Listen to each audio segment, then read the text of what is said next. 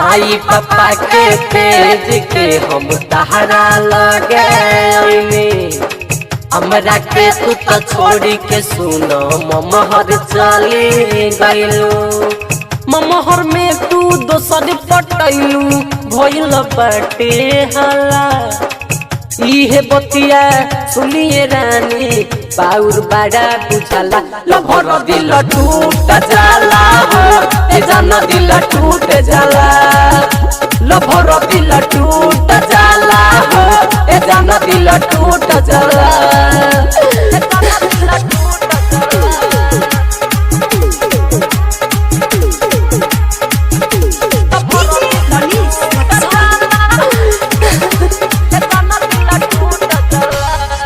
पागल जइसन भटकत बानी ऐसन हाल में पागल जइसन भटकत बानी ऐसन हाल में कैसे फंसी गहिलुए जानू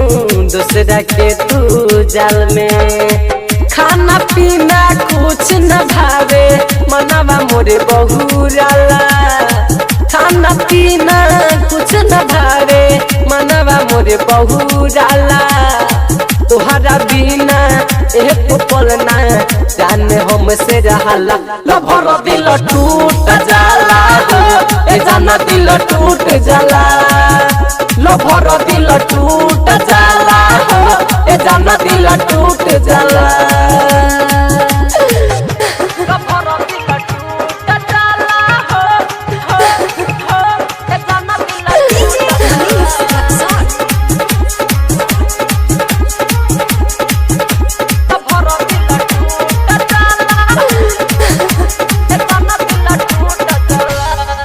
राइटर राज कुमार कैसे तुहरा बिना जी है राइटर राज नारायण कैसे तुहरा बिना जी है घुट घुट के जुदाई के आंसू